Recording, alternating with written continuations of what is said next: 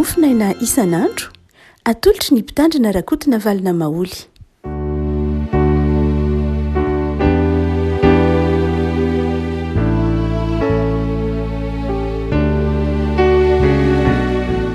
Falimiraba tsika riavako malalatra rety Alakamisy fa 5 ny volana Febroary ity.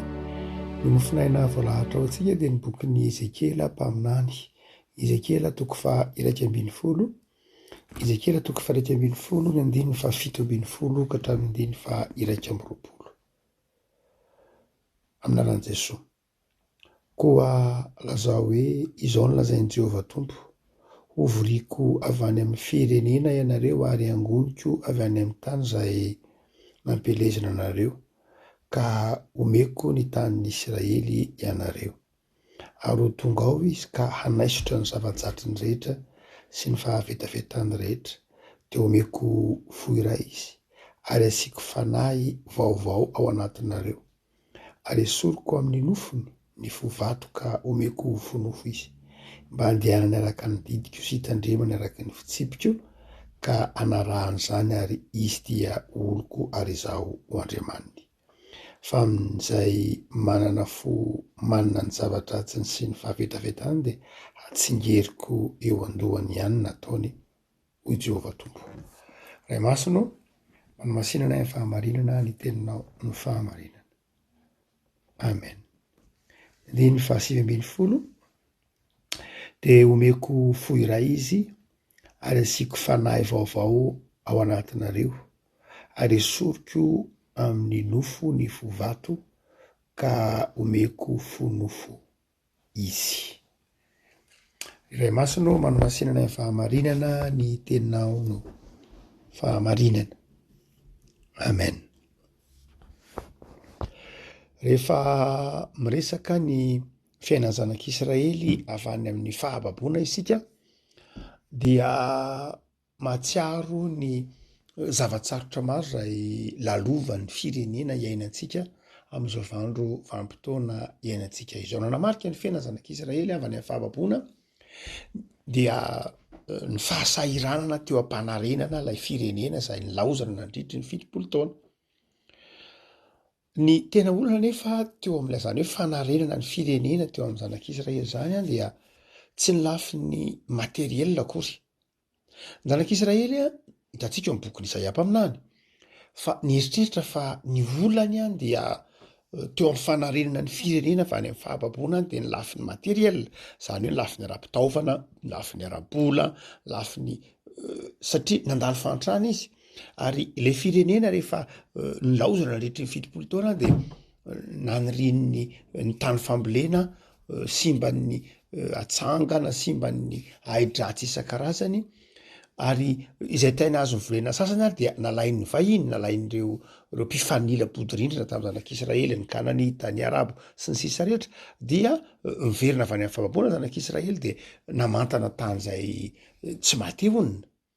Niala avy any amina tany mandroso izy, satria avy any Babilôna izy, marina fa andero izy tany Babilôna. Saingy nanana izay na izy azy tany Babilôna. Hitantsika amin'ny tantara sasany ao amin'ny bokin'ny Daniela, tsy voatery ngirifiry foana izy akory tany, fa nisy tamin'ireo zanak'Israely tany Babilôna izay niaina tsara, na satria nahay nianatra sy ny tahaka izany, ary dia nanana fiainana azo lazaina hoe indrindra ihany izy, na dia toerany hoe mandefy tany. Dia rehefa niverina avy amin'ny Babilôna kosa izy, tonga amin'ny tany Israely izay nanantena fahafahana, nahazo fahafahana izy, fa nanantena fandrosoana sy ho avy mamirapiratra akanjo, tsy izay no hitany rehefa tonga tao amin'ilay firenena izay tanindrazana izy. Teo ny fahasahiranana teo amin'ny hoe fananantany, satria tsy tadidy tsony ny tany, olana teo amin'ny fiarahamonina, aiza ny tany rano, aiza ny tany sy ny sisa rehetra. Fa izay koa nefa tsy izay teo amin'ny fananantany ihany, fa nisy olana koa teo amin'ny lafiny ara-piarahamonina, efa nisy vahiny mipetraka tao, nisy fiarahamonina tsy nilamina tsony tao amin'ilay firenena, satria nandritra ny fotoana ny vahininana nahababy tany Babilôna dia nisy firenena niditra tao, ary reny dia nitsangako tompo-tany mihitsy, ka nanahirana ny fiarahamonina tamin'izy ireny rehefa niverina ny jiosy avy any amin'ny fahababoana. no zany dia noetretina zanak'Israely mihitsy eo ampanahirana lay firenena hoe mila lamina ny lafi ny ara-pitaovana, fananatany, ara-bola sy ny sisa rehetra. Ary dia nitaraina tamin'Andriamanitra izy hoe fa ahoana moa zany Andriamanitra ny de mahandro ohatr'izao zahay, nahoana zahay no ohatran'izao ny fiainanay, nahoana no mila an'izao zay, mila fitaovana zay, mila moyen, mila fitaovana, mila zavatra vaovao entina manarina nyty firenena zay nilaozana nandritra ny 20 taona ity. Tsy zay nefa ny fihevitr'Andriamanitra. Diso fijeriny zanak'Israely satria ny heveriny fa ny fomba anarenana voalohany indrindra ny fiarahamonina na ny firenena na ny zavatra ara dia miainga amin'ny lafi ny ara-pitaovana, ilaina ny fitaovana fa tsy zay ny an'Andriamanitra voalohany indrindra. Ary tsy zay ny voalohany mihitsy fa eto dia namboarin'Andriamanitra voalohany indrindra ilay hoe zao no izy dia esoroko aminareo aloha ny fovato. Zany hoe inona lay hoe fovato avy any amin'ny fahababoana, inona lay fovato?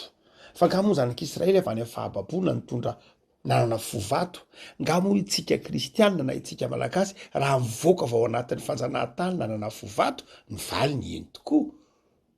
Ny fovato dia izay lay toetra, lay fo zay tsy avy amin'Andriamanitra, lay fo izay tsy atsika fa nalaitsika tamin'ny firenen-kafa, lay fo zay tsy mahaisika atsika fa ndramontsika tamin'ny firenen-kafa, dia misy tokoa ny fovato izay ndraisiny zanak'Israely tany amin'ny fahababoana, fo zay fon'ny babiloniana zay nitonga tany amin'ny zanak'Israely, niaina ny zanak'Israely, ny fitiavan-karena, ny heveriny zanak'Israely fa ny antsoina hoe mahomby dia ny olona manan-karena. Zany niaina ny zanak'Israely rehefa avy any amin'ny fahababoana izy dia nahita ny famirapiratana ny arenan'ny babiloniana dia ny hevitra izy fa ny antsoina hoe mahomby dia ny manan-karena, ny antsoina hoe tafita dia ny manan-karena. Zany dia fovato any ka adino ny zanak'Israely fa tsy ny manan-karena nge ny tanjony, ilaina ny arena fa tsy ny manan-karena akory ny tanjona ny fiainana. Zay le fovato.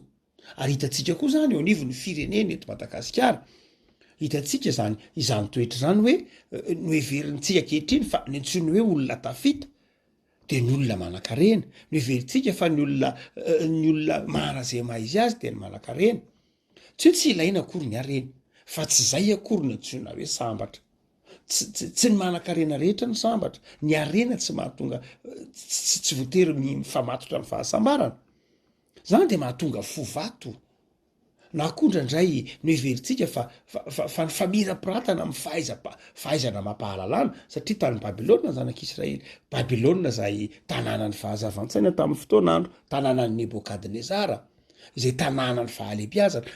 Raha sendra mahita ireo tahiri-kevitra ireo documentaire mikasika ny Iraka ny Babilôna tamin'ny fotoan'andro dia nahita ny famirapiratany fahazavan-tsaina, ny arsitektura sy ny tahak'izany tamin'ny Babilôna. No heverin'ny olona, no heverin'ny zanak'Israely koa fa ny famirapiratana amin'ny lafiny ara-tsaina, ara-pahalalana, zany koa no antsoina hoe olona tafita. Ary izany toetr'izany koa dia mbola novantsika tamin'ny fanjanahantany, no heverintsika fa ny olona tsy ilaina akory ny diplôma, ilaina mihitsy ny diplôma, matoantsika mandeha mianatra, fa tsy hoe ny fanangonana diplôma be dia be no mahatafita, ilaina moa tsika, tsy miady hevitra amin'izany tsika, mampianatra tsika, mianatra tsika, fa izao tsy izay mihitsy ny miantoka ny fahasambarana. Fa nandray manjary mahatonga fovato zay rehefa tsy mipetraka raha ny tokony ho izy. Manjary ny heverintsika fa ny fahaizana mampahalalana no mahasambatra, ary dia nandray ny manana diplôma manao tsinitsinona ny mety ho tsy manana an'izany sanatriny zany nolovana tamin'ny fanjanahantany zany. Ary io ara indraindray nge ny hitantsika ny olany tany zay nizanahan'ny Frantsa ohatra, nandray miady titra, miady voninahitra, sarotiny amin'ny titra, marina fa ilaina ny hoe ka zange mba nizaka mafy, za mba nianana, za mahatonga ataoko izao, ilaina miady varotra mihitsy amin'ity, izay indraindray mahatonga fovato, mahatonga frehariana, mahatonga fanaovana tsinitsinina ny hafa, fa tena mampandroso tokoa ve ny titra, mampandroso tokoa ve ny ady varotra amina zavatra, amina fahalalana tahaka izany. Fa misy fahalalana hoy Paoly tsy mampandroso mihitsy.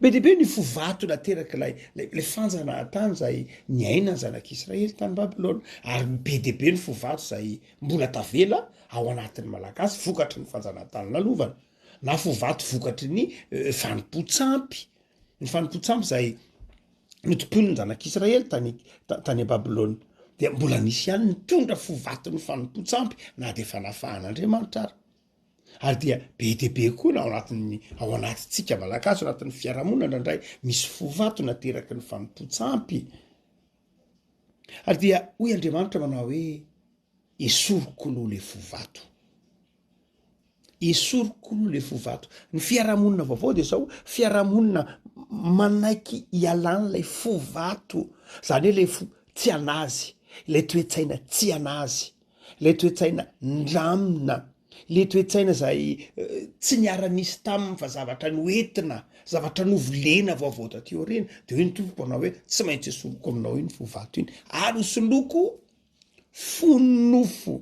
Ina ny dikany hoe fonofo? Omeko fonofo, omeko fonofo ianao andiny ny tapany farany. Le hoe fonofo de zao fovelona, fomitempo, fovelona ka afaka mamelona n'lay vatana manontolo. Le dikany hoe fonofo de fo afaka mandray zava-baovao avy amin'Andriamanitra, fo hitsiriana zavatra vaovao fa tsy hoe fovato ka tsy afaka handray na inona intsony, tsy afaka fa efa nandray efa feno avy any amin'ny tany fahababoana de zao tsy afaka handray na inona intsony. De hoe ny tompo raha hoe tsy maintsy esoroko mihitsy le fovato, tsy hoe vitany hoe ovako na hoe fa esoroko mihitsy, zany hoe alàna satria tsy izy. Ary mety hitantsika ry avako malala fa mety betsaka angeny fireneny izay nandalo zavatsarotra de zao lay fo tena fony tsy ao fa lasa fovatony ao. Afaka malala disevitra itsika ary raha mieritreritra fa ao anatina fiarahamonina anankiray de ny vahaolana voalohany amin'ny fanamboarana sy ny fanarenana de zao ny lafiny materiela, tsy zay ny voalohany fa ny voalohany de zao raha tianao ny manarina fiarahamonina anankiray, raha tianao ny manova zavatra vaovao de zao ny voalohany indrindra dia lay toetsaina, ilay toe-po, zay ny voalohany indrindra mivary. Zay ny namaiky an'Andriamanitra manao hoe disevitra angenareo hoe heverinareo fa ny vahaolana mampisy fiadahana sy faliano aminareo de ny lafin'ny fitaovana, ny lafin'ny vola, ny lafin'ny fiarikarena, zay ilaina fa tsy zay ny voalohany indrindra hoe Andriamanitra fa lay toetsaina, lay état d'esprit mihitsy, lay toetsaina mihitsy ny mila miova. Ary zay ny dikany hoe ovako fonofo ianareo, omeko fanahy vaovao ianareo, lay état d'esprit mihitsy, le toetsaina mihitsy. Inona le toetsaina tian'Andriamanitra nampidirina tao amin'ny zanak'Israely avy any amin'ny fahababoana ka tsy nananany reto zanak'Israely zay resahany Ezekely ampaminany reto. Raha ny tena marina de zao natsoina hoe communauté, na natsoina hoe fiarahamonina, zay nazadikatsika azy, natsoina hoe fiombonam-piarahamonina de zao ny famaritana tsotra amaritantsika azy de ny hoe olona manaiky iarahamonina ary manana tombontsoa iombonana, tombontsoa iraisana, miara-mikatsaka tombontsoa iombonana sy iraisana, olona mitovy kolotsaina na mifandraira-kolotsaina, fatoran'ny kolotsaina iombonana, fatoran'ny tombontsoa iraisana ary manaiky iara-mibanjina tanjona iombonana, manaiky iaro sotoavina iombonana. Zany natsoina hoe fiombonana. Zanak'Israely nefa tsy zany, movatsy itsika malagasy amin'izao andro antsika zao.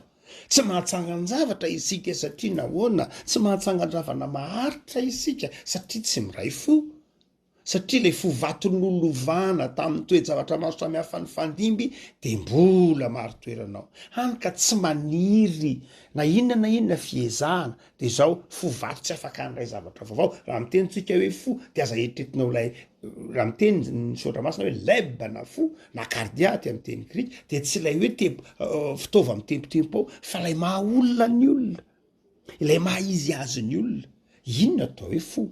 Ary de indraindray efa tsy afaka mandray zava-baovao tsony fa vato.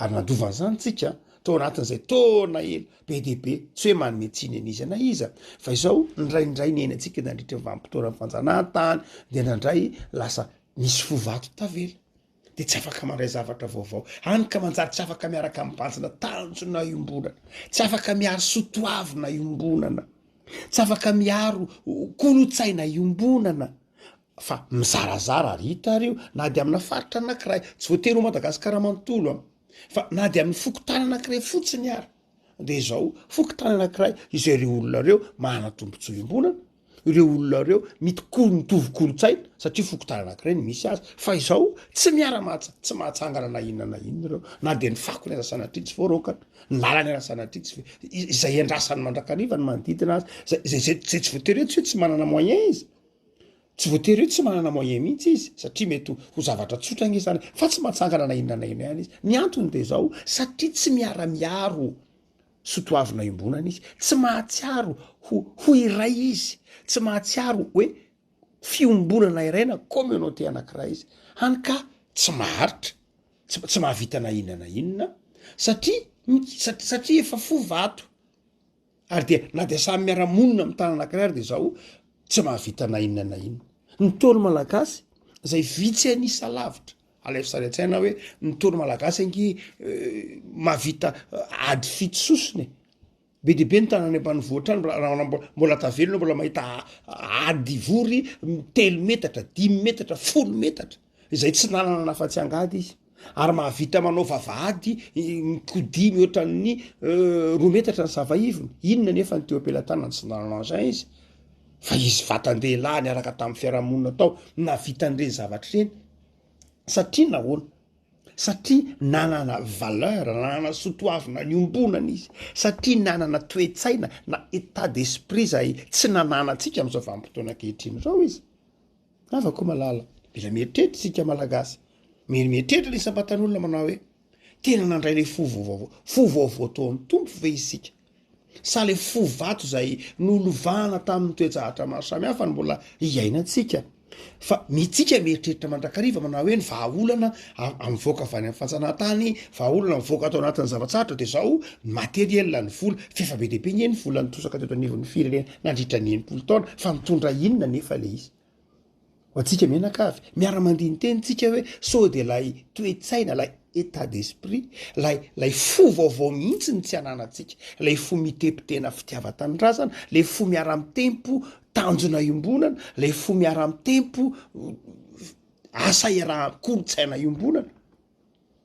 Mampirikoditra ny mieritreritra manao hoe aisan'gony mampirikoditra fa mamperitreritra mahita manao hoe malagasy a isaky ny 7 volana herintaona sy tapany zany dia mitombo eo amin'ny 2 tapitrisa eo mety ratsaka kely, zany hoe isaky ny herintaona sy tapany, isaky ny herintaona sy tapany dia misy malagasy teraka 2 tapitrisa any hoany, zany hoe raha ohatra zany ka ao anatin'ny ataovy ao anatin'ny 5 taona dia ohatran'ny mponiny eto Antananarivo renivohitra sy ny manodidina, raha amin'ny ato tanisa hoay zary ireo zanakitsika 2 tapitrisa isaky ny herintaona na isaky ny 7 volana na 2 taona, be de be zany.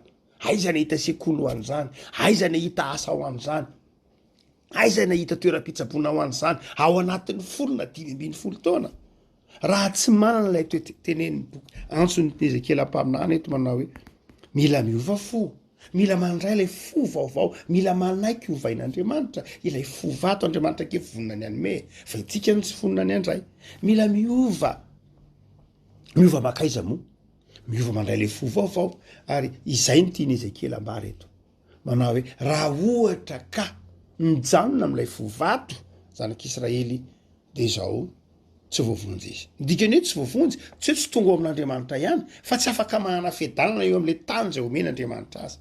De la ny andro miparitaka izy, de mizarazara izy, de mifandrafy izy, de mifamono izy, dia mifakahaly izy, ary hitatsika amin'ny vanim-potoana isan'andro zany fifankalana zany fitombona isan'ny ny vonon'olona ohatry ny efa mandeha ho azy, fanafiana amin'ny tapedina ohatry ny mandeha ho azy, ny very zavatra very fananana moa de efa tsy hoaraka antsona eny amin'ny commissariat de police ny olona mitaraina isan'andro very zavatra madinidinika sy ny zava-paventy, fa ny zay hitatsika amin'ny vaovao isan-karazany de ninony ty izy teo ny ny vonon'olona tapedina, olona miara-ny herisetra ny fomba maro samihafa, ny fanolanana isan-karazany. Satria tsy miray fo, tsy manana lay hoe ity ny sotoavana raisantsika menakavy, ity ny tanjona iarahantsika menakavy mibanjana, ity zavatra ity no banjinitsika. Avako malala rehefa mitenitsika hoe baiboly de aza mieritreritra amin'ny baiboly ho zavatra hoe miresaka ny ara-panahy ihany, ny ara-panahy resaha amin'ny baiboly, tsy ditsika hevitra zany. Fa izao ny baiboly de fiainana, satria Andriamanitra nahary izao tontolo zao nanome antsika amin'ny baiboly. No zany dia ny tsiambaratelo ny fahasambarana ny fiainana de ao anatin'ny baiboly. Ary raha ny tsiambaratelo zany nefany tsy mba nafenin'Andriamanitra. Zany hoe tsy nafenin'Andriamanitra mihitsy amintsika olombelona ny ahasambatra atsika. Tsy nafenin'Andriamanitra tamintsika mihitsy na ampiadana atsika. Fa izao takonany fovato. Ilay fahatsapahtsika ny mahazava-dehibe ny fiainana miaraka amin'Andriamanitra. Rehavako malala amin'izao fotoanany totsika hoe fandinitena ny karemy izao. Nanomboka omaly alarobiny ny karemy, nanomboka mentsona hoe alarobiny lavenina ny karemy. Dia mampandiny tena antsika manao hoe fo inona mono ny tempo ao anatin'ny firenena, fo inona amin'ny tempo atao anatiko, fo inona amin'ny tempo ao anatin'ity fiarahamonina misy aty. Efa nandray an'le fony meny Jesosy avy fa fo inona no ato, fo vato zay baikony hoe nyatsona hoe mahomby de zao ny fitiavatena, ny fitiavana ny arena, ny fisehosehoana, zay ve ny atao hoe mahomby. Satria zay ny maridrefy nomeny ny fanjanahantany, zay ny maridrefy nomeny ny mondialisation antsika. Ny mondialisation ny fanatotoroana de manome maridrefy atsika ny antsona hoe ny olona mahomby de ohatran'izao, ny olona mahomby de manana an'izao, ny olona mahomby de ataon'ny olona ohatr'izao. De indraindray zay ny maridrefy zay nomeny ny mondialisation antsika. Tsy ratsy akory ny mondialisation, tsy voatery hoe ratsy daholo, fa misy zavatra tsara. Saingy indraindray le zavatra ratsy ny toa-maniry ao anatintsika de manjary mahatonga fovato. Rehavako malala fotoana ny fibebahana, fotoana ny fieritreretana, nitsonina hoe karemy. Move fonofona ao anatintsika. Move nandray lay fonofo nomeny Jesosy. Move tsika voaomby niaraka tamin'ny Kristy tamin'ny azo fijaliana, ka lay voafovato fon'ny fitiavatena, fon'ny baikony ny fitiavana ny rehaka zao fiainana zao, zay no mibaiko. Move izay no fomy tempo ao anatintsika. Fa raha izay le fomy tempo ao anatintsika de ny filazan'i Jesosy azy hoe tandremo sao mifamono na mifandringana. Fa raha ohatra ka tsy manaiky hiova fo isika de sanatr'in'izany tsy sambatra, tsy miadana. Eto amin'ilay tany zay meny Jehova honenantsika. Rehavako malala dahoara, andiny tena, hibebaka, hiova, handray le fo vaovao men'Andriamanitra ary miara-mibanjina sotoavina, miara-miaro sotoavina iombonana mba ho tahaka ny communauté, mba ho malagasy ho communauté anankiray, malagasy ray aina, malagasy nandray afaka mahay manavaka ny hoe ity Andriamanitra ny mahasoanay, ity kosa tsy mahasoanay. Fotoana ny fandiniteny zao, ny fanahy masin'Andriamanitra ny tarika anao amin'ny fahazavan-tsaina, ahatsapanao ny fifaliana tiany ny tompo menanao, ny fiadarana tiany ny tompo arakotra ny fiainanao, ary ny fahasoavana tiany ny tompo handehananao. Ivavaksika. Tompo amin'izao anao zahay fa tao aminao andray ny fonofo de ny fon'ny fibebahana. Tao aminao andray fanahy vaovao de ny fanahy ny fiavaozana. Amin'izao karemy zao de mamindrafo aminay tompo, mamelany elokay. Amariny zahay fa noho ny am'zanakao de tianao. Sasao amin'ny amin'ny esorety anatiny ny fitiavatena Jesosy. Sasao amin'ny ranao zay mba tsy ary fa fianakaviam-be iray. Mamelany elokay am'izay rehetra mety tsy ahatakarana ny sitraponao ka handehananay amin'izay heverinay ho mety sy mahafinaritra anay. Hovay fo nofo ny fon'ny isam-batan'olona amin'izao karemy zao. Ataovy matsiary fa ny tena fahombiazana, ny tena fifaliana de ny fiainana mandray anao Jesosy tompo sy mpamonjy. Vavaka azy zay tompo, ho an'ny mpiray tanindrazana, ho an'ny tokantrano tsirairay, ho an'ny isam-batan'olona, tsy ho diso anjara fo vaovao amin'izao karemy zao. Tsy ho diso anjara fanahy vaovao fa hianararoatra ity fotoanany karemy ity hibebahana sy hiavaozana tsy noho ny herin'olombelona Jesosy satria ny herinay tsy mahavita manova olona fa noho ny herinao noho ny fitiavanao. Dia manjaka ato am-ponainao Jesosy hanaovana eo zava-dehibe ny famindrampo sy ny fifamindrampo ary akahalanay kosa ny ratsy amin'ny anaranao Jesosy. Amen.